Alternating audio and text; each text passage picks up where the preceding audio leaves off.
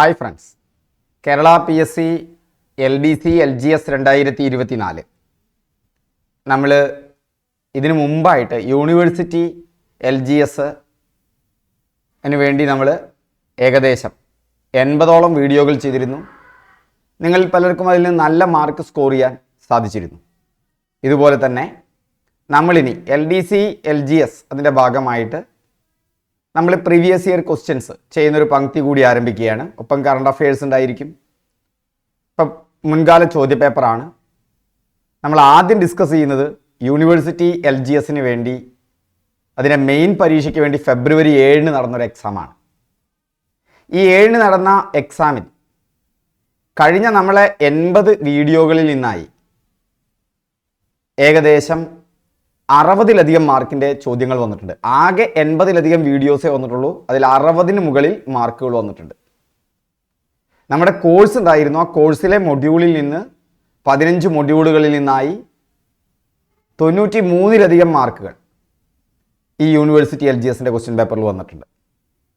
അപ്പോൾ അന്ന് ഡിസ്കസ് ചെയ്തതും കുറച്ച് അഡീഷണൽ വിവരങ്ങളും കൂടിയിട്ടുള്ള കാര്യങ്ങളാണ്, റിവിഷനും കൂടിയാണ്.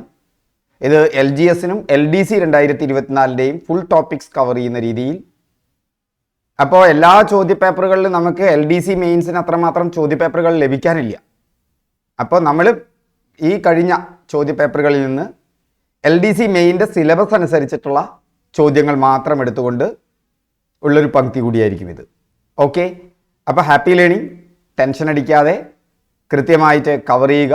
ഇതിൽ നിന്നുള്ള എക്സാമുകൾ 2-3 ദിവസം കൂടുമ്പോൾ ഇതിൽ നിന്നുള്ള എക്സാമുകൾ നമ്മുടെ ടെലിഗ്രാം ചാനലിൽ ലഭിക്കും. ഓക്കെ, നമുക്ക് ക്ലാസ്സിലേക്ക് പ്രവേശിക്കാം. അപ്പോൾ നമ്മുടെ ആദ്യത്തെ ചോദ്യം ചുവടെ തന്നിരിക്കുന്നവയിൽ ആരാണ് ഇന്ത്യൻ സമര കാലഘട്ടത്തിലെ മിതവാദി നേതാക്കളിൽ ഉൾപ്പെടാത്തത് എന്നുള്ളതാണ്. ബാലഗംഗാധര തിലകുണ്ട്, WC ബാനർജി ഉണ്ട്, ഗോപാലകൃഷ്ണ ഗോഖലെയുണ്ട്, ഫിറോസ് ഷാ മേത്തയുണ്ട്. അത്യാവശ്യം ധാരണയുള്ളവർക്കൊക്കെ അറിയാം ബാലഗംഗാധര തിലകാണ്. തീവ്രവാദി വിഭാഗത്തിൻ്റെ നേതാവ് കൂടിയായിരുന്നു അദ്ദേഹം. ഇപ്പം എന്താണ് ഈ മിതവാദം, തീവ്രവാദം? എന്താണ് ഇന്ത്യൻ സ്വാതന്ത്ര്യ സമര കാലഘട്ടത്തിൽ ആ കാര്യങ്ങൾ നടന്നത്? നമ്മൾ മുന്നേ ഡിസ്കസ് ചെയ്തതാണ്. എങ്കിൽ പോലും അതേ നോട്ട് തന്നെയാണ് സംസാരിക്കുന്നത്. സൂറത്ത് പിളർപ്പ് എന്ന് പറയും. സൂറത്ത് പിളർപ്പ് എന്ന് പറയുമ്പോൾ ഇന്ത്യൻ സ്വാതന്ത്ര്യ സമരത്തിന് നിങ്ങൾ ഓർക്കുക, ഇന്ത്യൻ സ്വാതന്ത്ര്യ സമരത്തിൽ 3 ഘട്ടങ്ങളുണ്ട്. ഒന്ന് മിതവാദ കാലഘട്ടം, മറ്റൊന്ന് തീവ്രവാദ കാലഘട്ടം, അത് കഴിഞ്ഞ് ഗാന്ധിയൻ യുഗം. മിതവാദ കാലഘട്ടം എന്ന് പറഞ്ഞാൽ ഈ സൂറത്ത് പിളർപ്പ് വരെയുള്ള കാലഘട്ടമാണ്. അവിടെ വച്ചിട്ടാണ് ഇന്ത്യൻ നാഷണൽ കോൺഗ്രസിൻ്റെ സമ്മേളനത്തിൽ മിതവാദികളും തീവ്രവാദികളും തമ്മിൽ വേർപിരിയുന്നത്. അത് കഴിഞ്ഞ് പിന്നീട് തീവ്രവാദ കാലഘട്ടം വരുന്നു. പിന്നീട് ഗാന്ധിയൻ യുഗം വരുന്നത് ഗാന്ധി ജാലിയൻ വാലാബാഗ് കൂട്ടക്കൊലയ്ക്ക് നിദാനമായ റൗലത്ത് ആക്ട് വന്നപ്പോൾ ആ റൗലത്ത് ആക്ടിനെതിരെ കരിദിനം ആചരിച്ചുകൊണ്ട് ഗാന്ധി ഇന്ത്യൻ രാഷ്ട്രീയത്തിൽ സജീവമാകുന്നതോടുകൂടിയാണ് ഇന്ത്യയിൽ ഗാന്ധി യുഗം ആരംഭിക്കുന്നത്. അപ്പം എന്തായിരുന്നു ഈ മിതവാദികളും തീവ്രവാദികളും? ഇന്ത്യൻ സമൂഹത്തിൽ നമുക്കറിയാം ദാദാഭായ് തുടങ്ങിയ നേതാക്കന്മാരുടെ ഇടപെടലിൻ്റെ ഭാഗമായി ഇന്ത്യയിലൊരു ദേശീയത രൂപപ്പെടുകയാണ്. 1857 ഒന്നാം ഇന്ത്യൻ സ്വാതന്ത്ര്യ സമരത്തിന് ശേഷം അത് പരാജയപ്പെട്ടുവെങ്കിലും അത് ഇന്ത്യൻ ദേശീയതയ്ക്ക് തുടക്കമാവുകയാണ്. അതായത് ഇന്ത്യയിൽ അന്ന് വറുതിയുടെ കാലമാണ്. ബ്രിട്ടീഷുകാരുടെ ചൂഷണമാണ് ഇന്ത്യയുടെ വറുതിക്ക് കാരണമെന്ന് തിരിച്ചറിഞ്ഞ ജനത ഒരു മതത്തിൻ്റെയോ വർഗത്തിൻ്റെയോ ജാതിയുടെയോ പ്രദേശത്തിൻ്റെയോ അടിസ്ഥാനത്തിലല്ലാതെ ഒന്നിച്ചു ചേരുകയാണ്. മതജാതി വർഗീയ ചിന്തകൾക്കതീതമായി ഒരു ജനത ഒരാവശ്യത്തിന് വേണ്ടി ഒന്നിക്കുന്നതിനെയാണ് ദേശീയത എന്ന് പറയുന്നത്. ആ ദേശീയത രൂപപ്പെട്ടപ്പോൾ ആ ദേശീയതയുടെ ഭാഗമായി ബ്രിട്ടീഷ് വിരുദ്ധ മനോഭാവമാണ് ഉണ്ടായിരുന്നത്. അതായത് ഇന്ത്യക്കാരുടെ സാമ്പത്തികമായ ഈ ദാരിദ്ര്യത്തിന്, ഇന്ത്യയുടെ ഈ അധോഗതിക്ക് കാരണം ബ്രിട്ടീഷ് ഭരണമാണെന്ന തിരിച്ചറിവാണ്. അപ്പോൾ ഇന്ത്യൻ സമൂഹത്തിൽ തീവ്രമായ അസ്വസ്ഥതകളുണ്ട്. ഇതിനെ വഴിതിരിച്ചു വിടാനായി രൂപം കൊണ്ട സംഘടന എന്നായിരുന്നു ഇന്ത്യൻ നാഷണൽ കോൺഗ്രസിന്റെ തുടക്കത്തിൽ നേരിടേണ്ടി വന്ന പ്രധാന വിമർശനം. ഇപ്പം ഇന്ത്യൻ നാഷണൽ കോൺഗ്രസ് ഒരു പ്രഷർ കുക്കറിന്റെ വാൽവ് പോലെ ആക്ട് ചെയ്യണമെന്നാണ് പറഞ്ഞത്. കാരണം സമൂഹത്തിലാകെ രൂക്ഷമായ അസ്വസ്ഥത ബ്രിട്ടീഷുകാർക്കെതിരെയുണ്ട്. അതിനെ എന്ത് ചെയ്യുകയാണ്? ആ പ്രഷറിനെ ലീക്ക് ചെയ്യുകയാണ്. അപ്പൊ തുടക്കത്തിൽ കോൺഗ്രസിന്റെ സമരം എന്ന് പറയുന്നത് ഭരണഘടനാനുസൃതമായ സമരം മാത്രമായിരുന്നു. തുടക്കത്തിൽ കോൺഗ്രസിന്റെ ലക്ഷ്യം രാജ്യത്തിന്റെ സ്വാതന്ത്ര്യമായിരുന്നില്ല, പ്രഖ്യാപിത ലക്ഷ്യമായിരുന്നില്ല. കോൺഗ്രസിന്റെ നേതാക്കളെല്ലാം തന്നെ മിതവാദികളായിരുന്നു. എന്നാൽ 1905 ഇപ്പൊ ഈ ദാദാഭായ് നവറോജിയൊക്കെ നമുക്കറിയാം, അദ്ദേഹത്തിന്റെ പ്രസിദ്ധമായ പുസ്തകം, ആ പുസ്തകത്തിലാണ് ഈ ചൂഷണത്തിന്റെ കാര്യം അദ്ദേഹം കൃത്യമായിട്ട് പറയുന്നത്. എന്നാൽ 1905 ആകുമ്പോഴേക്കും ഇങ്ങനെ ഇന്ത്യക്കാരുടെ പ്രശ്നങ്ങൾ ഒരു യാചകനെ പോലെ ഭിക്ഷാരൂപത്തിൽ ഗവൺമെന്റിനോട് ഉന്നയിക്കുകയല്ല വേണ്ടത്, മറിച്ച് കടുത്ത രീതിയിലുള്ള പ്രവർത്തനങ്ങൾ വേണമെന്ന് പറഞ്ഞുകൊണ്ട് ഈ രാഷ്ട്രീയ ഭിക്ഷാടന നയങ്ങൾക്കെതിരെ നിരവധി പേർ രംഗത്ത് വന്നു. അവരാണ് തീവ്രവാദികൾ. ദേശീയ പ്രസ്ഥാനത്തെ ആദ്യകാലത്ത് നയിച്ചവർ പരാജയമായിരുന്നു എന്ന് ഇവർ പ്രഖ്യാപിക്കുന്നു. അങ്ങനെ 1906 സൂറത്ത് സമ്മേളനത്തിൽ ഇന്ത്യൻ നാഷണൽ കോൺഗ്രസ് മിതവാദികളും തീവ്രവാദികളും എന്നും രണ്ടായി പിരിഞ്ഞു. ഈ 1907 കോൺഗ്രസ് സമ്മേളനം മിതവാദികൾക്ക് ഭൂരിപക്ഷം ഉണ്ടായിരുന്ന സൂറത്തിൽ വെച്ച് നടന്നു. ഇതിൽ അധ്യക്ഷ പദവിക്ക് വേണ്ടി രാഷ് ബിഹാരി ഘോഷും തീവ്രവാദിയായ ബാലഗംഗാധര തിലകനും ഏറ്റുമുട്ടിയെങ്കിലും രാഷ് ബിഹാരി ഘോഷാണ് തിരഞ്ഞെടുക്കപ്പെട്ടത്. കുപിതരായിട്ടുള്ള തീവ്രവാദികൾ സമ്മേളനം ബഹിഷ്കരിച്ചു. മിതവാദികൾ കോൺഗ്രസ് പിടിച്ചെടുക്കുകയും ചെയ്തു. കോൺഗ്രസിന്റെ പ്രവർത്തനത്തെ ഈ പിളർപ്പ് വളരെ വിപരീതമായി ബാധിച്ചു. പിന്നീട് ഇത് മനസ്സിലാക്കി 1916 പിന്നീട് തീവ്രവാദികൾ കോൺഗ്രസിലേക്ക് മടങ്ങി വരുന്നത്. 1907 സൂറത്ത് സമ്മേളനം വളരെ പ്രധാനപ്പെട്ട ഒരു സമ്മേളനമാണ്. ആ സൂറത്ത് സമ്മേളനത്തിലാണ് മിതവാദികളും തീവ്രവാദികളും പിരിയുന്നത്. അതിൽ നിന്ന് ആവർത്തിക്കുന്ന ചോദ്യങ്ങൾ 1907 ആ 7 തീവ്രവാദികൾ കൊടി ഉയർത്തി മടങ്ങിപ്പോയി എന്ന് വിചാരിച്ചാൽ മതി. ഒരു 7 കണ്ടുവോ? 7 ഒരു കൊടിയായിട്ട് ആലോചിച്ചാൽ മതി. 1907 ഇന്ത്യൻ നാഷണൽ കോൺഗ്രസിന്റെ ചരിത്രത്തിലും ഇന്ത്യൻ നാഷണൽ പ്രസ്ഥാനത്തിന്റെ ചരിത്രത്തിലും ഏറ്റവും ഖേദകരമായ സംഭവം എന്ന് വിലയിരുത്തപ്പെടുന്ന സംഭവമാണ് സൂറത്ത് പിളർപ്പ്. കോൺഗ്രസ്സിൽ മിതവാദികളും ദേശീയവാദികളും തീവ്രവാദികളും രണ്ടായി പിരിയുന്ന സമ്മേളനമാണ് സൂറത്ത് സമ്മേളനം. സൂറത്ത് സമ്മേളനം നടന്ന വർഷം 1907. ഈസി ആയിട്ട് പഠിച്ചു പോകാവുന്നേ ഉള്ളൂ. സൂറത്ത് വിഭജനം നടക്കുമ്പോൾ കോൺഗ്രസ് പ്രസിഡന്റ് ഈ രാഷ് ബിഹാരി ബോസും ബാലഗംഗാധര തിലകനും തമ്മിലാണ് മത്സരം നടക്കുന്നത്. മിതവാദികൾക്ക് ഭൂരിപക്ഷം ഉണ്ടായിരുന്ന സൂറത്തിൽ വെച്ചായിരുന്നു ഈ സമ്മേളനം. അവിടെ വെച്ച് സൂറത്തിൽ രാഷ് ബിഹാരി ബോസ് കോൺഗ്രസിന്റെ പ്രസിഡന്റായി തെരഞ്ഞെടുക്കപ്പെടുമ്പോഴാണ് തീവ്രവാദികൾ ഇന്ത്യൻ നാഷണൽ കോൺഗ്രസിനെ ഉപേക്ഷിച്ചു പോകുന്നത്. ഇന്ത്യയിലൊരു പാർട്ടി വ്യവസ്ഥയ്ക്ക് തുടക്കം കുറിച്ചത് സൂറത്ത് പിളർപ്പാണ്. കോൺഗ്രസിലെ മിതവാദി വിഭാഗത്തിന് നേതൃത്വം വഹിച്ചത് ഗോപാലകൃഷ്ണ ഗോഖലെയാണ്. ഈ ഗോപാലകൃഷ്ണ ഗോഖലെ ഗാന്ധിയുടെ രാഷ്ട്രീയ ഗുരു എന്നറിയപ്പെടുന്ന ആളാണ്. കോൺഗ്രസിലെ തീവ്ര ദേശീയ വിഭാഗീയ നേതൃത്വത്തിന് നേതൃത്വം വഹിച്ചത്, അതായത് തീവ്ര വിഭാഗത്തിന്റെ നേതാവായിരുന്നു ബാലഗംഗാധര തിലക്. അതുകൊണ്ട് തന്നെ ഈ ചോദ്യം അത് മിനിമം അറിയാവുന്ന ഒരാൾക്ക് ചുവടെ തന്നിരിക്കുന്നവയിൽ ആരാണ് ഇന്ത്യൻ സമര കാലഘട്ടത്തിൽ മിതവാദി നേതാക്കളിൽ ഉൾപ്പെടാത്തത് എന്ന് ചോദിച്ചാൽ കണ്ണും ചീമ്പി ബാലഗംഗാധര തിലക് എന്ന് എഴുതാം. ബാക്കി ഗോപാലകൃഷ്ണ ഗോഖലെയും WC ബാനർജിയും ഫിറോസ് ഷാ മേത്തയും മിതവാദി നേതാക്കന്മാരായിരുന്നു. കോൺഗ്രസിലെ ആദ്യകാല തീവ്രവാദി നേതാക്കൾ ലാല ലജ്പത് റായ്, ബിപിൻ ചന്ദ്രപാൽ, ബാലഗംഗാധര തിലകൻ എന്നായിരുന്നു. ലാൽ പാൽ ബാൽ എന്നാണ് ഇവർ അറിയപ്പെട്ടിരുന്നത്. ലാല ലജ്പത് റായ്, ലാല്, പാൽ എന്ന് പറഞ്ഞു കഴിഞ്ഞാൽ ബിപിൻ ചന്ദ്രപാൽ, ബാൽ എന്ന് പറഞ്ഞാൽ ബാലഗംഗാധര തിലകൻ. കോൺഗ്രസിലെ ആദ്യകാല മിതവാദി നേതാക്കൾ ആരൊക്കെയാണ്? ഗോപാലകൃഷ്ണ ഗോഖലെയുണ്ട്, ഫിറോസ് ഷാ മേത്തയുണ്ട്, സുരേന്ദ്രനാഥ ബാനർജിയുണ്ട്. ഇത് കൂടാതെ നമുക്ക് എന്തു പറയാം, നമ്മുടെ ബ്രിട്ടീഷ് ചൂഷണത്തെക്കുറിച്ച് ഇന്ത്യക്കാരെ പഠിപ്പിച്ച, അല്ലേ, ആ അതിനെക്കുറിച്ച് നമ്മുടെ സാമ്പത്തിക ചോർച്ചാ സിദ്ധാന്തമൊക്കെ ആവിഷ്കരിച്ച വന്ധ്യവയോധികനായ ദാദാഭായ് നവറോജിയും മിതവാദി നേതാക്കന്മാരായിരുന്നു. അപ്പോൾ ഗോപാലകൃഷ്ണ ഗോഖലെ, ഫിറോസ് ഷാ മേത്ത, സുരേന്ദ്രനാഥ ബാനർജി, ഈ 3 പേരുമാണ് അവിടെ തന്നിട്ടുള്ളത്. ലാൽ പാൽ ഭാൽ എന്നറിയപ്പെട്ടിരുന്നത് ആരാണ്? ലാലാ ലജ്പത് റായി, ബിപിൻ ചന്ദ്രപാൽ, ബാലഗംഗാധര തിലക്. ഇന്ത്യൻ അസ്വസ്ഥതയുടെ പിതാവ് വാലന്റൈൻ ഷിറോളാണ് ഇങ്ങനെ ബാലഗംഗാധര തിലകനെ വിളിക്കുന്നത്. ഇന്ത്യൻ അസ്വസ്ഥതയുടെ പിതാവ് എന്നറിയപ്പെടുന്നത് ബാലഗംഗാധര തിലകനാണ്. വാലന്റൈൻ ഷിറോളാണ് അദ്ദേഹത്തെ ഇങ്ങനെ വിശേഷിപ്പിക്കുന്നത്. പിന്നീട് ഈ മിതവാദികളും തീവ്രവാദികളും ഒന്നിച്ചു ചേരുന്ന സമ്മേളനമാണ് ലക്നൗ സമ്മേളനം.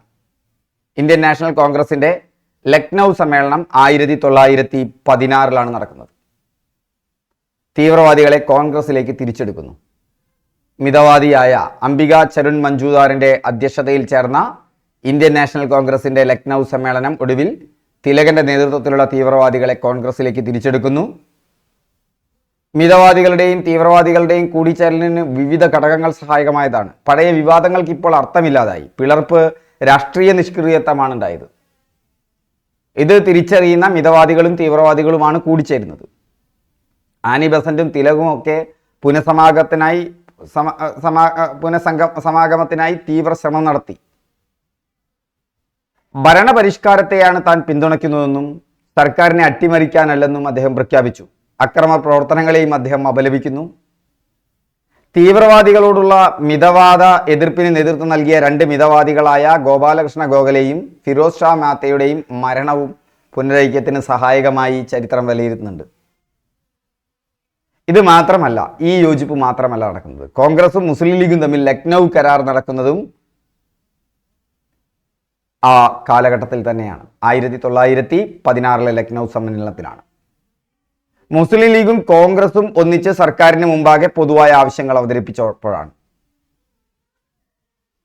ഇപ്പോ യുവ തീവ്രവാദികളായ ദേശീയവാദികൾ ആധിപത്യം തുടർന്ന മുസ്ലിം ലീഗ് കോൺഗ്രസ് ലക്ഷ്യങ്ങളോട് കൂടുതൽ അടുക്കുകയും കൂടുതൽ സാമ്രാജ്യത്വ വിരുദ്ധമായി മാറുകയും ചെയ്യുന്ന സംഭവത്താണ് നടക്കുന്നത്. അപ്പോൾ മിതവാദവും തീവ്രവാദവും മിതവാദികൾ തീവ്രവാദികളായി തിരിഞ്ഞ 1907 ലക്നൗ സമ്മേളനവും 1916 അവരുടെ കൂടിച്ചേരുന്ന സൂറത്ത് സമ്മേളനം, മിതവാദി നേതാക്കന്മാരാരെല്ലാം തീവ്രവാദി നേതാക്കന്മാരാരെല്ലാം എന്നെല്ലാം നിങ്ങൾക്ക് മനസ്സിലായി. പിന്നീട് 1919 റൗലറ്റ് ആക്ട് വരികയാണ്. ബ്രിട്ടീഷുകാർ ഇന്ത്യയിൽ ഉയർന്നു വരുന്ന പ്രതിഷേധത്തിനെതിരെയുള്ള നീക്കമാണ്. ആ റൗലറ്റ് ആക്ടിനെതിരെ കരിനിയമം ആചരിക്കാൻ തീരുമാനിക്കുന്നു. ഗാന്ധി അങ്ങനെയാണ് ഇന്ത്യൻ രാഷ്ട്രീയത്തിലേക്ക് സജീവമായി പ്രവേശിക്കുന്നത്. അതോടുകൂടി ഗാന്ധിയൻ യുഗം ആരംഭിക്കുകയാണ്. ഇന്ത്യൻ നാഷണൽ കോൺഗ്രസ് ഒരു ദേശീയ ബഹുജന സംഘടനയായിട്ട് മാറുകയും ദേശീയ പ്രസ്ഥാനമാണ്, പക്ഷേ ധാരാളം ബഹുജനങ്ങൾ അതിലേക്ക് വരികയും കുട്ടികളും വിദ്യാർത്ഥികളും വീട്ടമ്മമാരും വനിതകൾ സ്ത്രീകൾ എല്ലാവരും ഉൾപ്പെടുന്നൊരു വലിയ വിഭാഗം ഗ്രാസ് റൂട്ട് ലെവലിൽ ഗാന്ധി ഇറങ്ങി പ്രവർത്തിക്കുകയാണ്. കോൺഗ്രസിൻ്റെ ശൈലി തന്നെ മാറുകയാണ്. അതാണ് ഗാന്ധിയൻ യുഗത്തിന് ഒരുപാട് പ്രത്യേകതകളുണ്ട്. ലോകത്തിന് തന്നെ അഹിംസ എന്നുള്ള രീതിയിലുള്ള ഒരു സമരമുറ പരിചയപ്പെടുത്തി കൊടുക്കുകയാണ്. അടുത്ത ചോദ്യം ഭരണഘടനയിൽ നിന്നാണ്. സ്വത്തവകാശം മൗലികാവകാശങ്ങളിൽ നിന്ന് എടുത്തു കളഞ്ഞ ഭരണഘടനാ ഭേദഗതി പല തവണ ആവർത്തിച്ച ചോദ്യമാണ്. സ്വത്തവകാശം മൗലികാവകാശങ്ങളിൽ നിന്ന് എടുത്തു കളഞ്ഞ ഭരണഘടനാ ഭേദഗതി. ഇത് നിങ്ങൾ പഴയ വീഡിയോ എടുത്ത് നോക്കൂ. ഈ ചോദ്യവും നമ്മൾ ചെയ്തിട്ടുണ്ട്. ഇതേ രീതിയിൽ തന്നെ 44ാം ഭരണഘടനാ ഭേദഗതിയാണ്. 44ാം ഭരണഘടനാ ഭേദഗതി ഇന്ത്യൻ ഭരണഘടനയിൽ ഭരണഘടനാ രൂപീകരണ വേളയിൽ ഒരു മൗലികാവകാശമായിരുന്നു സ്വത്തവകാശം. പിന്നീട് 44ാമത്തെ ഭരണഘടനാ ഭേദഗതിയിലൂടെ അത് എടുത്തു മാറ്റപ്പെട്ടു. അപ്പോൾ 44ാം ഭരണഘടനാ ഭേദഗതിയിലൂടെ എടുത്തു മാറ്റപ്പെടുകയും ചെയ്ത അവകാശം ഏതന്നെയാണ്? സ്വത്തവകാശം. അപ്പോൾ സ്വത്തവകാശം ഇപ്പോൾ എന്തവകാശമാണ്? സ്വത്തവകാശം ഇപ്പോൾ നിയമ അവകാശം മാത്രമാണ്, നിയമാവകാശമാണ്. സ്വത്തവകാശം മൗലികാവകാശമായിരുന്നു. അപ്പം എന്താണ് ഈ മൗലികാവകാശങ്ങൾ? എന്നാൽ എന്താണ്? സാമൂഹികമായ ജീവിതത്തിന് അത്യന്താപേക്ഷിതമായ അടിസ്ഥാന വ്യവസ്ഥകളാണത്. ഇത് നിഷേധിക്കപ്പെടാൻ സാധിക്കില്ല. ഇത് നിഷേധിച്ചാൽ ഒരു പൗരൻ അത് സുപ്രീം കോടതിയിൽ ചോദ്യം ചെയ്യാം. ആ മൗലികാവകാശങ്ങൾ സുപ്രീം കോടതി നമ്മുടെ ആ മൗലികാവകാശങ്ങൾ സംരക്ഷിച്ചു തരും. ഭരണഘടന നിലവിൽ വരുമ്പോൾ എത്ര മൗലികാവകാശങ്ങളാണ് ഉണ്ടായിരുന്നത്? 7 മൗലികാവകാശങ്ങളാണ് ഉണ്ടായിരുന്നത്, ഈ സ്വത്തവകാശം അടക്കം. എത്ര തരത്തിലുള്ള മൗലികാവകാശങ്ങളാണ് ഇപ്പോഴുള്ളത്? ഇപ്പോഴുള്ളത് 6 മൗലികാവകാശങ്ങളാണ്. സ്വത്തവകാശത്തെ മൗലികാവകാശങ്ങളിൽ നിന്നും നീക്കം ചെയ്ത പ്രധാനമന്ത്രി മൊറാർജി ദേശായിയാണ്. ഇന്ദിരാഗാന്ധിയുടെ നേതൃത്വത്തിലുള്ള ഒരു അടിയന്തരാവസ്ഥ വരികയും അടിയന്തരാവസ്ഥ കഴിഞ്ഞുള്ള തെരഞ്ഞെടുപ്പിൽ ഇന്ദിരാഗാന്ധി പരാജയപ്പെടുകയും പിന്നീട് മൊറാർജി ദേശായിയുടെ നേതൃത്വത്തിലുള്ള ഒരു ഗവൺമെന്റ് നിലവിൽ വരികയും 44-ാം ഭരണഘടനാ ഭേദഗതിയിലൂടെ സ്വത്തവകാശത്തെ മൗലികാവകാശമല്ലാതെ പ്രഖ്യാപിക്കുകയും ചെയ്തു. ഈ മൗലികാവകാശങ്ങളിൽ ഭേദഗതി വരുത്താൻ അധികാരമുള്ളത് പാർലമെന്റിനാണ്. അപ്പോൾ ഉടമസ്ഥാവകാശം, സ്വത്തവകാശം മൗലികാവകാശങ്ങളുടെ ലിസ്റ്റിൽ നിന്ന് നീക്കം ചെയ്തത് എത്രാമത്തെ ഭേദഗതി പ്രകാരമാണ്? 44-ാം ഭരണഘടനാ ഭേദഗതി പ്രകാരമാണ്. ഭരണഘടനയുടെ ഏത് ഭാഗത്താണ് മൗലികാവകാശങ്ങൾ ഉൾപ്പെടുത്തിയിരിക്കുന്നത്? 3-ാം ഭാഗത്തിലാണ്. 3-ാം ഭാഗത്തിലാണ്, ഭരണഘടനയുടെ 3-ാം ഭാഗത്തിലാണ് മൗലികാവകാശങ്ങൾ ഉൾപ്പെടുത്തിയിരിക്കുന്നത്. മൗലികാവകാശങ്ങൾ നടപ്പിലാക്കാൻ ഏത് കോടതിക്ക് തീർപ്പ് കൽപ്പിക്കാം? സുപ്രീം കോടതിക്കാണ്. മൗലികാവകാശങ്ങൾ ആരുടെ സംരക്ഷണത്തിന് വേണ്ടിയിട്ടാണ്? പൗരന്മാരുടെ സംരക്ഷണത്തിന് വേണ്ടിയിട്ടാണ്. ഇന്ത്യൻ ഭരണഘടന കടം കൊണ്ട ഭരണഘടന എന്നാണ് അറിയപ്പെടുന്നത്. ലോകത്തെ ഏറ്റവും വലിയ ലിഖിത ഭരണഘടന ഇന്ത്യൻ ഭരണഘടനയാണ്. ഇന്ത്യൻ ഭരണഘടന രൂപം കൊള്ളുന്നത് ലോകത്തുള്ള പ്രധാനപ്പെട്ട പല ഭരണഘടനകളിൽ നിന്നും ആശയങ്ങൾ എടുത്തുകൊണ്ടതായതുകൊണ്ട് ഇന്ത്യൻ ഭരണഘടന കടം കൊണ്ട ഭരണഘടന എന്ന പേരും കൂടിയുണ്ട്. ലോകത്തെ ഏറ്റവും വലിയ എഴുതപ്പെട്ട ഭരണഘടന മാത്രമല്ല, അത് കടം കൊണ്ട ഭരണഘടന എന്നൊരു പേരുണ്ട്. അപ്പോൾ ഈ മൗലിക അവകാശങ്ങൾ എവിടെ നിന്നാണ് എടുത്തത്? USA-യിൽ നിന്നാണ്. ഇപ്പം മൗലികാവകാശങ്ങൾ എത്ര വിഭാഗങ്ങളുണ്ട്? 6 പൗരന്മാരുടെ മൗലികാവകാശങ്ങളുടെ സുരക്ഷിതത്വത്തിന് എവിടെയാണ് പരാതി സമർപ്പിക്കാൻ പറ്റുക? സുപ്രീം കോടതിയിലാണ്. മൗലികാവകാശങ്ങൾ ഭരണഘടനയുടെ ഹൃദയവും ആത്മാവും ആണെന്ന് ഡോക്ടർ BR അംബേദ്കർ അഭിപ്രായപ്പെട്ടത് എന്തുകൊണ്ടാണ്? വ്യവസ്ഥാനുരൂപമായ പരിഹാരത്തിന് അവകാശം ഉള്ളതിനാൽ. ഈ മൗലികാവകാശങ്ങളിൽ ഒരവകാശം ഭരണഘടനാപരമായ പരിഹാരത്തിനുള്ള അവകാശമാണ്. ഏതെങ്കിലും തരത്തിൽ ഒരു പൗരൻ്റെ മൗലികാവകാശങ്ങൾ ലംഘിക്കപ്പെട്ടാൽ, ഇപ്പോൾ ഒരു ഉദാഹരണത്തിന്, നിങ്ങൾക്ക് സ്വാതന്ത്ര്യമുണ്ട്. ആ സ്വാതന്ത്ര്യം എന്ന് പറഞ്ഞാൽ നിങ്ങളെ അന്യായമായി ഗവൺമെൻറ്റോ അല്ലെങ്കിൽ മറ്റാരെങ്കിലോ തടവിൽ പാർപ്പിച്ചിരിക്കുകയാണെന്ന് വിചാരിച്ചു. നിങ്ങളുടെ ഒരു വളരെ വേണ്ടപ്പെട്ട ഒരാൾക്ക് നിങ്ങളെ കോടതിയിൽ ഹാജരാക്കാൻ, ഹേബിയസ് കോർപ്പസ്, ശരീരത്തെ ഹാജരാക്കുക എന്ന് പറഞ്ഞുകൊണ്ട് റിട്ട്, ഈ മൗലികാവകാശങ്ങൾ സംരക്ഷിക്കുന്നതിന് വേണ്ടി സുപ്രീം കോടതിയിൽ കൊടുക്കുന്നതിനെയാണ് റിട്ട് എന്ന് പറയുന്നത്. ആ റിട്ട് അവിടെ കൊടുക്കാം. റിട്ട് കൊടുത്തു കഴിഞ്ഞാൽ സുപ്രീം കോടതി അതിൽ ഇടപെടും. ഓക്കെ. അപ്പോൾ ഒരു ഭരണകൂടത്തിനോ അല്ലെങ്കിൽ ഏതെങ്കിലും ഒരു വ്യക്തിക്കോ ഇന്ത്യയിലെ ഒരു പൗരനെ അകാരണമായി ന്യായമില്ലാതെ തടവിൽ പാർപ്പിക്കാൻ പറ്റില്ല. ഓക്കെ. ഇങ്ങനെയുള്ള അവകാശങ്ങളാണ് മൗലികാവകാശങ്ങൾ എന്ന് പറയുന്നത്. അപ്പോൾ ആ മൗലികാവകാശങ്ങളിൽ 6-ാമത്തേത് എന്ന് പറയുന്നത് ഭരണഘടനാപരമായ പരിഹാരത്തിനുള്ള അവകാശമാണ്. ഈ അവകാശത്തെയാണ് ഭരണഘടനയുടെ ഹൃദയവും ആത്മാവും എന്ന് ഡോക്ടർ BR അംബേദ്കർ വിശേഷിപ്പിക്കുന്നത്. പക്ഷെ ഭരണഘടനയുടെ ആത്മാവെന്ന് ജവഹർലാൽ നെഹ്റു വിശേഷിപ്പിച്ചത് ആമുഖത്തെയാണ്. ആമുഖത്തിനും ചില പ്രത്യേകതകളുണ്ട്. ആമുഖത്തിൻ്റെ പ്രത്യേകതകൾ മറ്റൊരു ക്ലാസ്സിൽ നമുക്ക് പറയാം. ഇപ്പം ഇന്ത്യൻ പൗരന്മാരുടെ മൗലികാവകാശങ്ങൾ എവിടെ ഉൾപ്പെടുത്തിയിരിക്കുന്നു? യഥാർത്ഥ ഭരണഘടനയിൽ. പൗരന്മാർക്കും വിദേശ പൗരത്വം ഉള്ളവർക്കും ഒരുപോലെ അനുവദിച്ചിട്ടുള്ള മൗലികാവകാശങ്ങൾ. പൗരന്മാർക്ക് മാത്രമായിട്ടുള്ള മൗലികാവകാശങ്ങളുണ്ട്. പക്ഷെ പൗരന്മാർക്കും വിദേശ പൗരത്വമുള്ളവർക്കും ഒരുപോലെ അനുവദിച്ചിട്ടുള്ള മൗലികാവകാശമാണ് ജീവിത സുരക്ഷിതത്വവും വ്യക്തിപരമായ സ്വാതന്ത്ര്യവും. ജീവിത സുരക്ഷിതത്വം, വ്യക്തിപരമായ സ്വാതന്ത്ര്യം. എന്നാൽ പൗരന്മാരുടെ മൗലികാവകാശങ്ങൾ രാഷ്ട്രപതിക്ക് നിർത്തലാക്കാൻ സാധിക്കുന്ന ഒരു സന്ദർഭമുണ്ട്. അത് അടിയന്തരാവസ്ഥ നിലവിൽ വരുമ്പോഴാണ്. പൗരന്മാരുടെ മൗലികാവകാശങ്ങൾ നിയന്ത്രിക്കുന്നതിനുള്ള അവകാശം പാർലമെന്റിനുണ്ട്. ഭരണനയത്തിൻ്റെ വഴികാട്ടുന്ന തത്വങ്ങൾ ഏതു വിധത്തിൽ ഉള്ളവയാണ്? ഈ മൗലികാവകാശങ്ങൾ ഏത് തരത്തിലുള്ളവയാണ്? ജസ്റ്റിഫയബിൾ ആണ്, ന്യായീകരിക്കാൻ സാധിക്കുന്നവയാണ്. ജസ്റ്റിഫയബിൾ എന്ന് പറഞ്ഞാൽ നിങ്ങൾക്കൊരു കോടതിയിൽ ചോദ്യം ചെയ്തുകൊണ്ട് നേടിയെടുക്കാൻ പറ്റും. ജസ്റ്റിഫയബിൾ ആണ്. ഇപ്പം നിർദ്ദേശക തത്വങ്ങളുണ്ട്, അത് ജസ്റ്റിഫയബിൾ അല്ല. സ്ത്രീക്കും പുരുഷനും തുല്യവേതനം, നിർദ്ദേശക തത്വത്തിലാണ് വരുന്നത്, മൗലികാവകാശത്തിലല്ല. അത് ജസ്റ്റിഫയബിൾ ആണോ? അല്ല. ഇപ്പം മൗലികാവകാശങ്ങൾ ഏതു വിധത്തിൽ ഉള്ളവയാണ്? ന്യായീകരിക്കാൻ സാധിക്കുന്നവയാണ്. എന്നാൽ ഭരണനയത്തിൻ്റെ വഴികാട്ടുന്ന തത്വങ്ങൾ, ഡയറക്റ്റീവ് പ്രിൻസിപ്പിൾ, നിർദ്ദേശക തത്വങ്ങൾ ന്യായീകരിക്കാൻ സാധിക്കാത്തവയാണ്. മൗലികാവകാശങ്ങൾ ന്യായീകരിക്കാൻ സാധിക്കുന്നവയാണ്. ഈ നിർദ്ദേശക തത്വങ്ങളിലാണ് പല പ്രധാനപ്പെട്ട പുരോഗമനപരമായ കാര്യങ്ങളും ഉൾക്കൊള്ളുന്നത്. അതൊന്നും നമുക്ക് കോടതിയിൽ നിന്ന് വാങ്ങിയെടുക്കാൻ പറ്റില്ല. കാരണം അതൊന്നും നടത്താൻ നിർബന്ധിതരല്ല, നിർദ്ദേശങ്ങളായിട്ടാണ് അവ കിടക്കുന്നത്. പക്ഷെ പല നിർദ്ദേശങ്ങളും ഇപ്പോൾ നിയമമായി മാറിക്കൊണ്ടിരിക്കുകയാണ്, മൗലികാവകാശങ്ങളിലേക്ക് വന്നുകൊണ്ടിരിക്കുകയാണ്. മൗലികാവകാശങ്ങളിൽ ഭരണനയത്തിൻ്റെ വഴികാട്ടുന്ന തത്വങ്ങൾ ഏതു നിയമപ്രകാരമുള്ളവയാണ്? 42ാം ഭേദഗതി. ഈ 42ാം ഭേദഗതി എന്ന് പറഞ്ഞാൽ ആ 42ാം ഭേദഗതി അത് ഇന്ദിരാഗാന്ധിയുടെ കാലത്താണ്. 44ാം ഭേദഗതിയാണ് മൊറാർജി ദേശായിയുടെ കാലത്ത്. ആ മൊറാർജി ദേശായിയുടെ കാലത്താണ് സ്വത്തവകാശം എന്തായി മാറുന്നത്? മൗലികാവകാശം അല്ലാതായി മാറുന്നത്, പിന്നീട് നിയമാവകാശമായിട്ട് മാറുന്നത്. അതേസമയം 42ാം ഭരണഘടനാ ഭേദഗതി ചെറു ഭരണഘടനാ ഭേദഗതി എന്നറിയപ്പെടും.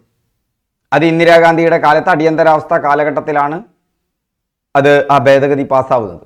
ഇപ്പോൾ സ്വകാര്യ സ്വത്തിന്മേലുള്ള അവകാശം മൗലികാവകാശങ്ങളുടെ പട്ടികയിൽ നിന്ന് ഒഴിവാക്കിയിട്ടുള്ളത് ഏത് നിയമപ്രകാരമാണ്? 44ാം ഭേദഗതി നിയമപ്രകാരമാണ്. പൗരന്മാർക്ക് അനുവദിച്ചിട്ടുള്ള മൗലികാവകാശങ്ങളിൽ നീതി ലഭിക്കുന്നവയാണോ? അതെ, അത് ജസ്റ്റിഫയബിൾ ആണ്, ന്യായയുക്തമാണ്, ന്യായവാദാർഹമാണ്. മൗലികാവകാശങ്ങളിൽ തടസ്സമുണ്ടായാൽ എന്ത് ചെയ്യണം? കോടതിയെ സമീപിക്കണം. മൗലികാവകാശങ്ങൾ സ്വതന്ത്രമായവയാണോ? അല്ല. മൗലികാവകാശങ്ങളുടെ മേൽ നിയന്ത്രണം ഉണ്ടാകാൻ സാധ്യതയുണ്ടോ? സാധ്യതയുണ്ട്. സ്വഭാവശുദ്ധി കണക്കിലെടുത്ത് മൗലികാവകാശങ്ങളിൽ നിയന്ത്രണം ഏർപ്പെടുത്താറുണ്ടോ? ഉണ്ട്. നിങ്ങളുടെ സ്വഭാവശുദ്ധി കണക്കിലെടുത്തുകൊണ്ട് മൗലികാവകാശങ്ങളിൽ നിയന്ത്രണം ഏർപ്പെടുത്താം. മൗലികാവകാശങ്ങളിൽ ചില പ്രത്യേക സാഹചര്യങ്ങളിൽ പ്രാവർത്തികമാക്കാൻ സാധിക്കില്ലെന്ന് പ്രതിപാദിക്കുന്ന അവസ്ഥ എത്രാമത്തെയാണ്? 32ാമത്തെയാണ്. വകുപ്പ് 32ാമത്തെയാണ്. ജനങ്ങളുടെ മൗലികാവകാശങ്ങളുടെ സംരക്ഷകൻ എന്ന് പറയുന്നത് സുപ്രീം കോടതിയാണ്. മൗലികാവകാശങ്ങൾ നടപ്പിലാക്കാൻ സുപ്രീം കോടതി എന്താണ് പുറപ്പെടുവിക്കുന്നത്? റിട്ടാണ്. മൗലികാവകാശങ്ങൾ നടപ്പിലാക്കാൻ വേണ്ടി സുപ്രീം കോടതി പുറപ്പെടുവിക്കുന്ന ഉത്തരവാണ് റിട്ട്. മൗലികാവകാശങ്ങളുടെ സ്വാതന്ത്ര്യങ്ങളെക്കുറിച്ച് പ്രതിപാദിക്കുന്നത് എത്രാമത്തെ മൗലിക സ്വാതന്ത്ര്യം, എത്രാമത്തെ ഭരണഘടനാ അനുച്ഛേദത്തിലാണ്? 19ലാണ് മൗലിക സ്വാതന്ത്ര്യത്തെക്കുറിച്ച് പറയുന്നത്. ഭരണഘടനയുടെ എത്രാമത്തെ വകുപ്പാണ് മൗലികാവകാശങ്ങളുടെ അടിത്തറ എന്നറിയപ്പെടുന്നത്? 21ാമത്തെ വകുപ്പാണ്.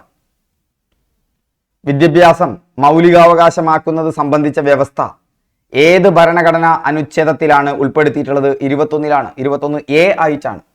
വിദ്യാഭ്യാസ അവകാശ നിയമം വന്നപ്പോൾ സൗജന്യവും സാർവത്രികവുമായ വിദ്യാഭ്യാസം 6 മുതൽ 14 വയസ്സ് വരെയുള്ളവർക്ക് നിർബന്ധിതമാക്കി.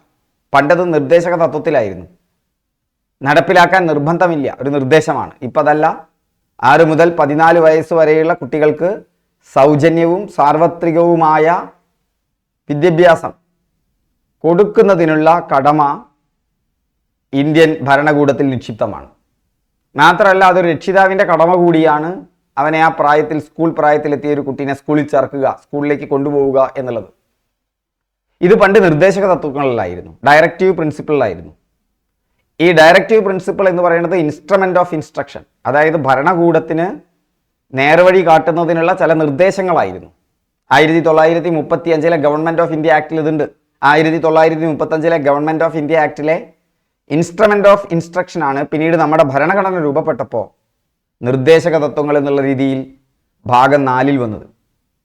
ആ ഭാഗം 4ലായിരുന്നു, നിർദ്ദേശക തത്വത്തിലായിരുന്നു ഈ സൗജന്യവും സാർവത്രികവുമായ വിദ്യാഭ്യാസം. സൗജന്യവും സാർവത്രികവുമായ വിദ്യാഭ്യാസം ഇന്ത്യൻ ഭരണഘടനയിൽ വരുന്നതിനും ചില ഘടകങ്ങൾ ഉണ്ടായിട്ടുണ്ട്. നീണ്ട ചർച്ചകൾക്കൊടുവിലാണ് ഭരണഘടനാ നിർമ്മാണ സഭ നമ്മുടെ ഭരണഘടന പാസാക്കിയെടുക്കുന്നത്.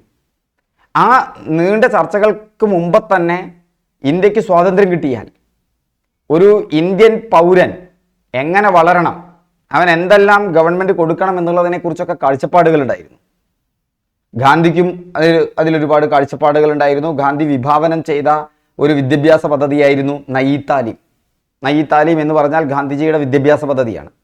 ആ ഗാന്ധിയുടെ വിദ്യാഭ്യാസ പദ്ധതിയിൽ സൗജന്യവും സാർവത്രികവുമായ വിദ്യാഭ്യാസത്തെക്കുറിച്ച് പറയുന്നുണ്ട്. മാതൃഭാഷയിലായിരിക്കണം പഠന മാധ്യമം എന്ന് പറയുന്നുണ്ട്. അങ്ങനെ ഒരുപാട് കാര്യങ്ങളുണ്ട്. ആ നയി താലീമിൽ ഉള്ള സാർവത്രികവും സൗജന്യവുമായ വിദ്യാഭ്യാസം, ഇത്തരത്തിലുള്ള ഗാന്ധിയൻ പ്രിൻസിപ്പിൾസ് ഒക്കെ തന്നെ നിർദ്ദേശക തത്വങ്ങളിലാണ് വന്നിട്ടുള്ളത്. ഇപ്പോൾ മദ്യനിരോധനം പോലെയുള്ള, അതുപോലെ തന്നെ അതിൽ ഗോവധം നിരോധിക്കലുണ്ട്. ഇത് ഗാന്ധി ഡിമാൻഡ് ചെയ്തിരുന്നൊരു കാര്യമാണ്. അപ്പോൾ അത്തരം കാര്യങ്ങളൊക്കെ നിർദ്ദേശക തത്വത്തിലാണ്. ഗാന്ധി പക്ഷേ പറഞ്ഞിട്ടുണ്ട്, ഒരു പശുവിന് വേണ്ടി, ഒരാളെ സംരക്ഷിക്കുന്നതിന് വേണ്ടി ഒരു പശുവിനെ കൊല്ലാനോ ഒരു പശുവിന് വേണ്ടി ഒരാളെ കൊല്ലാനോ തയ്യാറായിരുന്നില്ല ഗാന്ധി. ഗാന്ധി തന്നെ പറയുന്നുണ്ട് വാക്കുകൾ അല്ലാതെ തന്നെ. അതായത് ഇതിൻ്റെ മുകളിൽ ഒരു കലാപമൊന്നും ഉണ്ടാക്കാൻ ഗാന്ധി ഉദ്ദേശിച്ചിരുന്നില്ല. അപ്പോൾ ഇത്തരത്തിലുള്ള ഗോവധ നിരോധനം, ഏക സിവിൽ കോഡ്, അതുപോലെ തന്നെ സൗജന്യവും സാർവത്രികവുമായ വിദ്യാഭ്യാസം, ഇതെല്ലാം നിർദ്ദേശക തത്വത്തിലായിരുന്നു. പക്ഷെ പിന്നീട് ഇതിൽ സൗജന്യവും സാർവത്രികവുമായ വിദ്യാഭ്യാസം എന്ന് പറയുന്നത് 6 മുതൽ 14 വയസ്സ് വരെ എന്നുള്ളത് മൗലികാവകാശങ്ങളിൽ വരുന്നു.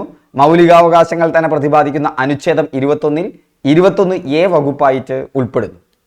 ഭരണഘടന നിലവിൽ വരുന്ന സമയത്ത് മൗലികാവകാശങ്ങളുമായി ബന്ധപ്പെട്ട എത്ര ആർട്ടിക്കിളുകളാണ് ഉണ്ടായിരുന്നത്? 24. മൗലികാവകാശങ്ങൾ അടക്കമുള്ള ഭരണഘടനാ ഭാഗങ്ങൾ ഭേദഗതി ചെയ്യാൻ പാർലമെന്റിന് അധികാരം നൽകിയ ഭരണഘടനാ ഭേദഗതിയും 24ാമത്തെ ഭേദഗതിയാണ്. എത്രാമത്തെ ഭരണഘടനാ ഭേദഗതിയിലൂടെയാണ് നിർദ്ദേശക തത്വങ്ങൾക്ക് മൗലികാവകാശങ്ങളുടെ മേൽ മുൻഗണന നൽകിയത്? അത് 42ാം ഭരണഘടനാ ഭേദഗതിയിലൂടെയാണ്. ഭരണഘടനയുടെ ഏത് അനുച്ഛേദ പ്രകാരമാണ് മൗലികാവകാശങ്ങൾ നിഷേധിക്കപ്പെടുന്ന അവസരങ്ങളിൽ ഒരു ഇന്ത്യൻ പൗരന് ഹൈക്കോടതിയെ സമീപിക്കാവുന്നത്? 226. മൗലികാവകാശങ്ങൾ ലംഘിക്കപ്പെടുമ്പോൾ ഒരു ഇന്ത്യൻ പൗരന് ആ മൗലികാവകാശങ്ങളിൽ തന്നെ എന്തുണ്ട്? ഭരണഘടനാപരമായ പരിഹാരത്തിനുള്ള അവകാശമുണ്ട്. അത് പ്രകാരം സുപ്രീം കോടതിയെ സമീപിക്കാം. എന്നാൽ ഹൈക്കോടതിയെയും സമീപിക്കാം. അതിനുള്ള വകുപ്പാണ് 226. ഇന്ത്യൻ മൗലികാവകാശങ്ങളുടെ രക്ഷാധികാരി ആരാണ്? ജുഡീഷ്യറിയാണ്. ഇന്ത്യൻ പൗരന്റെ മൗലികാവകാശങ്ങളിൽ യുക്തമായ നിയന്ത്രണം ഏർപ്പെടുത്തുന്നതിനുള്ള അധികാരം ആർക്കാണ്? പാർലമെന്റിനാണ്. ഇപ്പം 42ാം ഭരണഘടനാ ഭേദഗതിയെക്കുറിച്ച് നമുക്കൊന്ന് പഠിക്കണം എന്നല്ലോ. 44ാമത്തെ ഭരണഘടനാ ഭേദഗതി ഓർക്കുക, സ്വത്തവകാശം മൗലികാവകാശം അല്ലാതാക്കിയ ഭരണഘടനാ ഭേദഗതിയാണ്. ഭരണഘടന നിലവിൽ വരുമ്പോൾ 7 മൗലികാവകാശങ്ങളാണ് ഉണ്ടായിരുന്നത്. പിന്നീട് അതിൽ നിന്ന് സ്വത്തവകാശം മൗലികാവകാശം അല്ലാതായി മാറുന്നു, നിയമാവകാശമായിട്ട് മാറുന്നു. അതോടുകൂടി 6 മൗലികാവകാശങ്ങളായിട്ട് മാറുന്നു. അത് മൊറാർജി ദേശായിയുടെ കാലത്താണ്. എന്നാൽ 42ാം ഭരണഘടനാ ഭേദഗതി മറ്റൊരു പ്രധാനപ്പെട്ട ഭരണഘടനാ ഭേദഗതിയാണ്. മിനി കോൺസ്റ്റിറ്റ്യൂഷൻ എന്നറിയപ്പെടുന്നു 42ാമത്തെ ഭരണഘടനാ ഭേദഗതി. 42ാം ഭരണഘടനാ ഭേദഗതി നിലവിൽ വരുമ്പോൾ ഇന്ത്യൻ പ്രധാനമന്ത്രി ഇന്ദിരാഗാന്ധിയാണ്. അന്നത്തെ പ്രസിഡന്റ് ഫക്രുദ്ദീൻ അലി അഹമ്മദാണ്. 42ാം ഭരണഘടനാ ഭേദഗതിക്കായി ശുപാർശ ചെയ്ത കമ്മിറ്റി സ്വരൻ സിംഗ് കമ്മിറ്റിയാണ്. ഈ 42ാം ഭരണഘടനാ ഭേദഗതിയിലൂടെ ഒരുപാട് കാര്യങ്ങൾ വന്നിട്ടുണ്ട്. ആ 42ാം ഭരണഘടനാ ഭേദഗതിയിൽ വന്നൊന്നാണ് മൗലിക കർത്തവ്യങ്ങൾ. അത് ഭരണഘടനയുടെ ഭാഗം 4A ആയിട്ട് പിന്നീട് ഉൾപ്പെടുത്തി. 42ാം ഭരണഘടനാ ഭേദഗതിയിലൂടെ വരികയാണ് മൗലിക കർത്തവ്യങ്ങൾ. അപ്പം ഭാഗം 3 എന്ന് പറഞ്ഞാൽ മൗലികാവകാശങ്ങളാണ്. ഭാഗം 4 എന്ന് പറഞ്ഞാൽ നിർദ്ദേശക തത്വങ്ങളാണ്. ഭാഗം 4A എന്ന് പറഞ്ഞാൽ മൗലിക കർത്തവ്യങ്ങളാണ്. അതായത് ഒരു പൗരന് അവകാശങ്ങൾ മാത്രമല്ല, ഒരു പൗരന് കർത്തവ്യങ്ങളുമുണ്ട് ഇന്ത്യയിൽ. ഇത് 42ാം ഭരണഘടനാ ഭേദഗതിയിലൂടെയാണ് വരുന്നത്. ഇത് ശുപാർശ ചെയ്ത ഒരാളും കൂടിയാണ് സ്വരൻ സിംഗ് കമ്മിറ്റി. അപ്പം 42ാം ഭരണഘടനാ ഭേദഗതിക്കായി ശുപാർശ ചെയ്ത കമ്മിറ്റി സ്വരൻ സിംഗ് കമ്മിറ്റിയാണ്. 42ാം ഭരണഘടനാ ഭേദഗതിയിലൂടെ ആമുഖത്തിൽ കൂട്ടിച്ചേർത്ത വാക്കുകളാണ് സ്ഥിതി സമത്വം, മതേതരത്വം, അഖണ്ഡത. സോഷ്യലിസ്റ്റ്, സെക്യുലർ, ഈ 2 വാക്കുകൾ മാത്രമല്ല ഇൻ്റഗ്രിറ്റി, ഈ വാക്കുകൂടി ഭരണഘടനയുടെ ആമുഖത്തിൽ കൂട്ടിച്ചേർക്കുന്നു. ഇന്ത്യ ഒരു ജനാധിപത്യ റിപ്പബ്ലിക്കായിരുന്നു. ഭരണഘടനയുടെ ആമുഖത്തിൽ ആദ്യം അങ്ങനെയായിരുന്നു. ഇന്ത്യ ഒരു പരമാധികാര ജനാധിപത്യ റിപ്പബ്ലിക്കായിരുന്നു. ഈ 3 വാക്കുകളാണ് ഓർക്കേണ്ടത്. പരമാധികാര ജനാധിപത്യ റിപ്പബ്ലിക്കായിരുന്നു. ഇത് ആമുഖത്തിൽ പറയുന്നുണ്ട്. പക്ഷെ അതിലേക്ക് 3 വാക്കുകൾ കൂടി 42ാം ഭരണഘടനാ ഭേദഗതിയിൽ കൂട്ടിച്ചേർക്കുകയാണ്. ഇന്ത്യ പരമാധികാര, സ്ഥിതി സമത്വ, മതേതരത്വ, അഖണ്ഡത, ജനാധിപത്യ റിപ്പബ്ലിക്കായി അങ്ങനെയായിട്ട് മാറുകയാണ്. ഈ 3 വാക്കുകൾ കൂട്ടിച്ചേർക്കപ്പെട്ടു. അപ്പൊ ആമുഖം ഭേദഗതി ചെയ്യപ്പെട്ടത് ഒരേ ഒരു ഭേദഗതിയാണ്, അത് 42ാം ഭരണഘടനാ ഭേദഗതിയാണ്. ആമുഖം ഭേദഗതി ചെയ്യപ്പെട്ടത് ഒരേ ഒരു ഭേദഗതിയാണ് 42ാം ഭരണഘടനാ ഭേദഗതി. ഒരൊറ്റ തവണ മാത്രമേ ആമുഖം ഭേദഗതി ചെയ്യപ്പെട്ടിട്ടുള്ളൂ. അതുകൊണ്ടാണ് 42ാം ഭരണഘടനാ ഭേദഗതിയിൽ അങ്ങനെ ഒരുപാട് എണ്ണം വന്നിട്ടുണ്ട്. അടിയന്തരാവസ്ഥ കാലത്താണ് അത് ഇന്ത്യയിലെ ഒരു കറുത്ത അധ്യായമാണെങ്കിൽ പോലും ഈ 42ാം ഭരണഘടനാ ഭേദഗതിക്ക് ഒരുപാട് മെറിറ്റും ഉണ്ട്, കുറച്ച് ഡീമെറിറ്റ്സും ഉണ്ട്. ആ ഒരു മെറിറ്റിൽ തന്നെയാണ് ഇന്ത്യയിൽ സോഷ്യലിസ്റ്റ്, സെക്യുലറിസ്റ്റ്, ഇൻ്റഗ്രിറ്റി എന്നുള്ള വാക്കുകളൊക്കെ കൂട്ടിച്ചേരുന്നത്. ലോകസഭയുടെയും സംസ്ഥാന നിയമനിർമ്മാണ സഭയുടെയും കാലാവധി 5 വർഷത്തിൽ നിന്ന് 6 വർഷത്താക്കി മാറ്റുന്നുണ്ട് ഈ 42ാം ഭരണഘടനാ ഭേദഗതി. പിന്നീട് 5 വർഷമായിട്ട് പുനഃസ്ഥാപിക്കപ്പെടുന്നുണ്ട്. ഇന്ത്യയിൽ ഒരു ഭാഗത്ത് മാത്രമായി അടിയന്തരാവസ്ഥ പ്രഖ്യാപിക്കാനുള്ള അധികാരം രാഷ്ട്രപതിക്ക് നൽകിയ ഭരണഘടനാ ഭേദഗതി 42ാം ഭരണഘടനാ ഭേദഗതിയാണ്.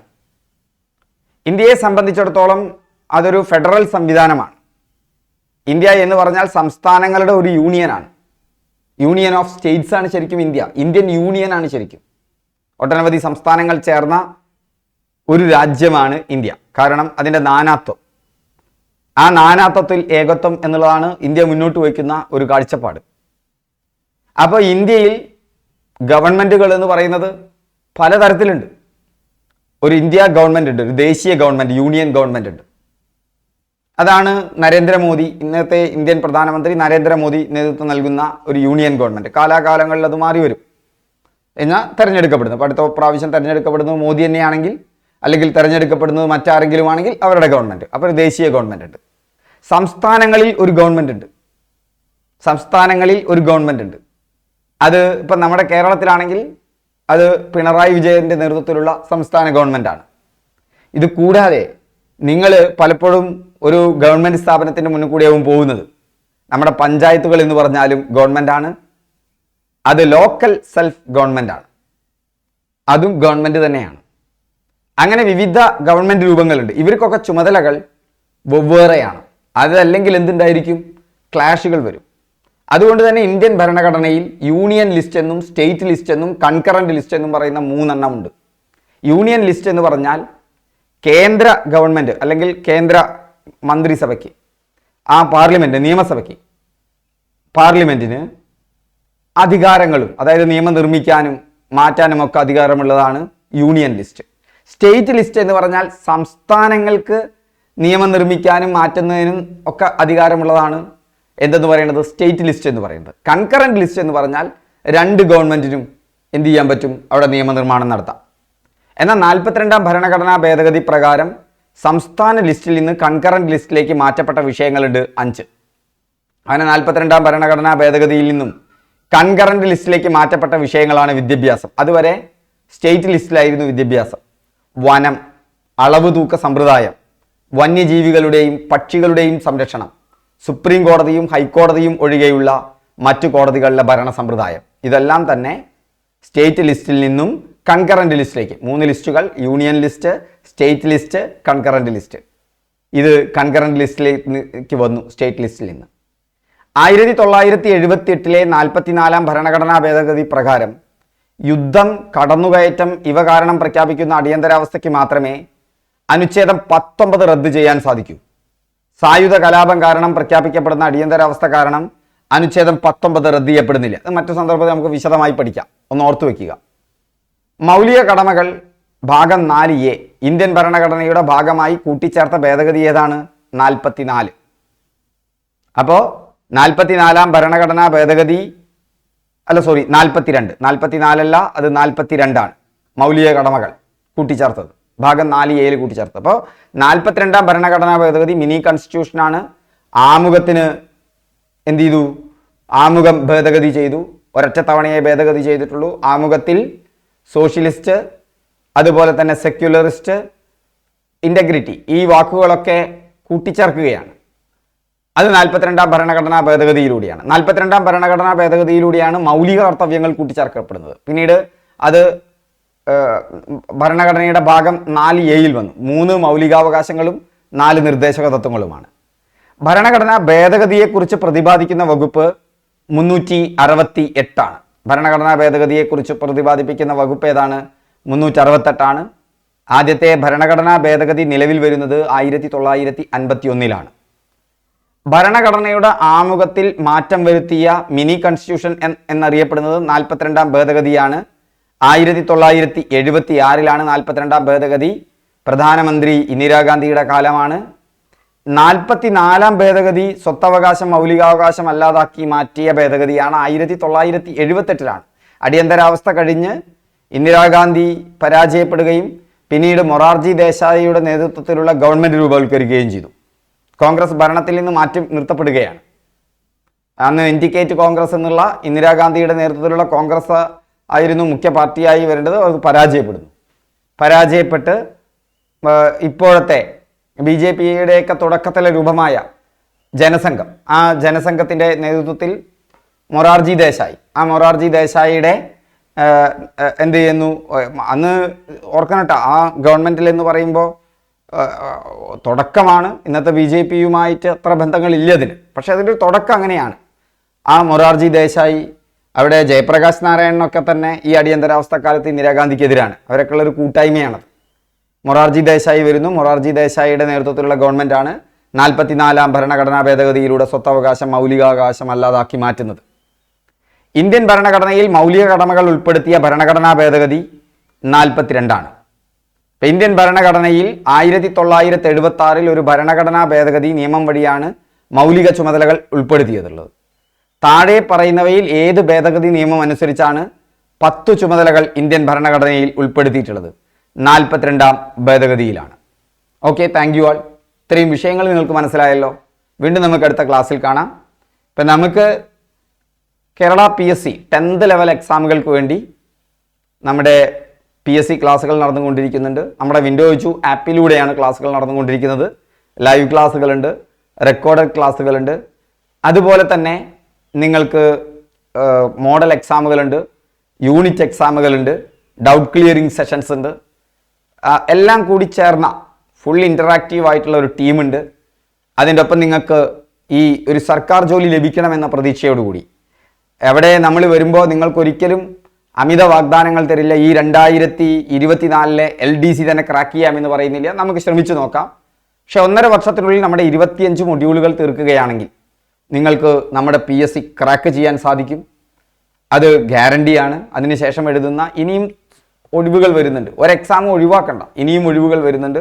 അപ്പോൾ ഹാപ്പിയായി ടെൻഷൻ ഇല്ലാതെ ഫ്രീ ആയി പഠിക്കാൻ, ഒരു സർക്കാർ ജോലി കിട്ടുന്നത് വരെ പഠിക്കാൻ തയ്യാറുകയാണെങ്കിൽ നിങ്ങൾക്ക് ഏറ്റവും ബെസ്റ്റായ കോഴ്സാണ്. 2053 രൂപ മാത്രമാണ് 1.5 വർഷത്തേക്കുള്ള ഈ കോഴ്സിൻ്റെ ഫീസ്. 10th ലെവലുള്ള മുഴുവൻ എക്സാമുകൾക്കും വേണ്ടിയാണ് ഈ ക്ലാസ്സുകൾ നടത്തുന്നത്. Okay, thank U. വീണ്ടും നമുക്ക് അടുത്ത ക്ലാസ്സിൽ കാണാം. അപ്പോൾ കോഴ്സിനെ കുറിച്ച് ഡീറ്റെയിൽസ് അറിയണമെന്നുണ്ടെങ്കിൽ എൻ്റെ നമ്പറായ 8075963937 എന്ന നമ്പറിലേക്ക് വാട്സപ്പ് ചെയ്യുക. Okay, thank U.